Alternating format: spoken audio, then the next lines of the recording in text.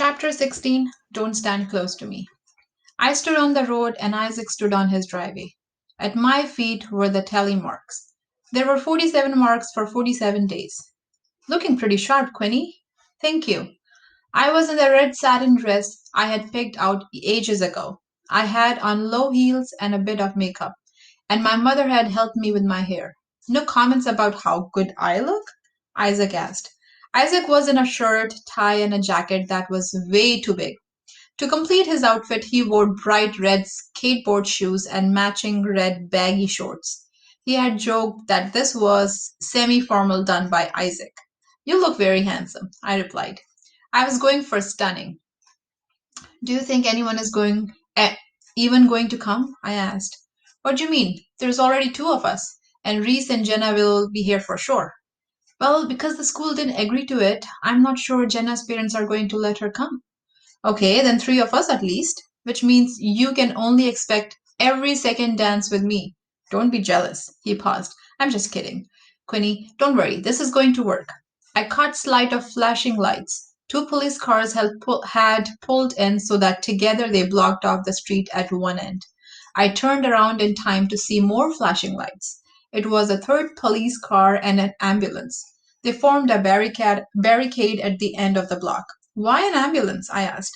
Just the thing they do at parades and soccer games, big public gatherings. So far, not so big. There will be more people, Isaac said. Who would want to miss seeing all this? It is pretty amazing. Up and down the whole length of blocks were boxes drawn on the street with chalk. Each box has 10 feet by 10 feet and was separated from the next one by 6 feet. There were two rows with a 6-foot strip between them. Each box was numbered from 1 to 100. 100 boxes for 100 guests, drawn so each person would remain at a safe distance from everybody else. It had taken us almost a full day to measure and mark them all off. Isaac's mother came out of their house. She was in full uniform and carrying a police bullhorn. It's good to see my officers have arrived, she said. You two look very nice. I think we have agreed that we are both stunning. Thank you for getting us permission to do this, Miss Peters, and for agreeing to be one of the chaperones, I said. I think you kids need this. Maybe all of us do. Oh, look, your first guests are arriving. At the end of the street, a couple of cars had pulled up. A kid got out of each. As the parents drove away, the kids were both let onto the street by the officers. From this distance, I couldn't tell who they were. The guy was in a suit and the girl was in a formal, fancy, sparkly party dress. It was Jenna. The mask she was wearing had big red lips painted on it. Noah's mask had a big, burly mustache. Your parents let you come? I exclaimed to Jenna as Isaac greeted Noah. People had started to come out of their houses. They were setting up lawn chairs and sitting down on the edge of their properties. Every family on the street knew what we were doing. We had invited them to come out and listen and watch and cheer. Their presence would just add to the atmosphere. Cars kept pulling up at both ends of the street to drop off kids, and more of our classmates appeared. Some came by themselves on bikes or on foot. As each person arrived, they went to their assigned spot.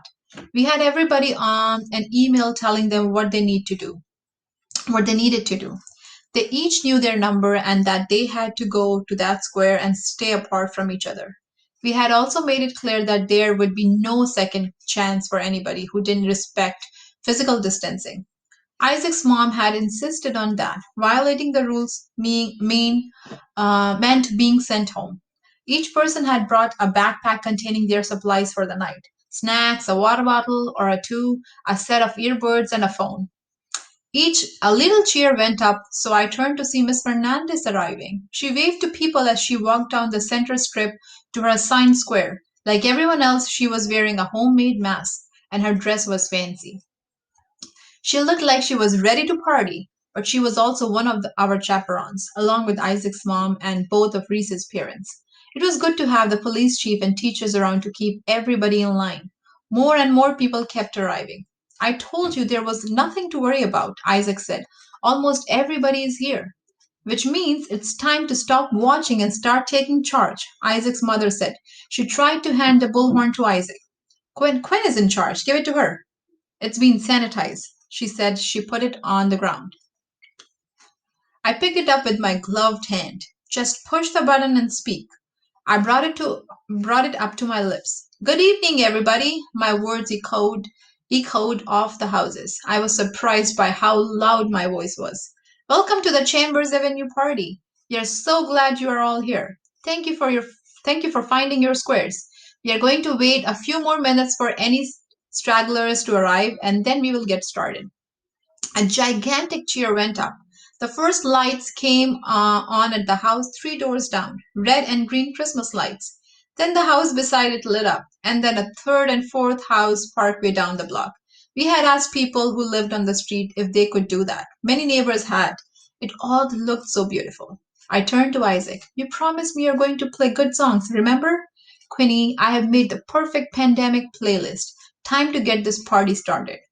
Isaac went to the sound system he had set up for his driveway. On his driveway, there were wires connected to 6 speakers spaced along the block.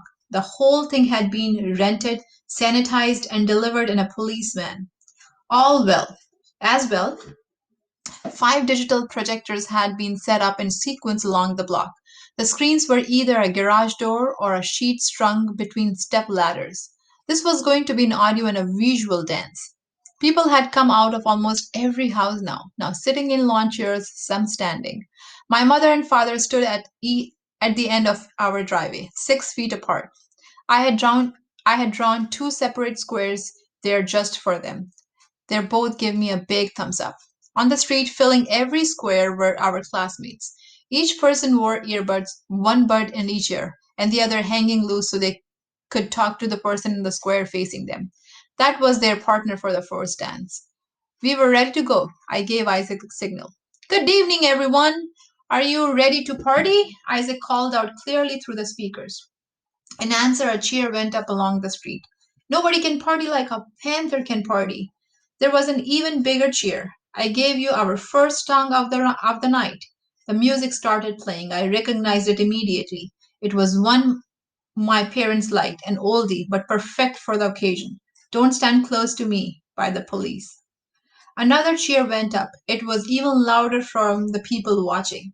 Kids started dancing. The adults on their driveways started dancing. Their little kids did too. Somehow we had done it.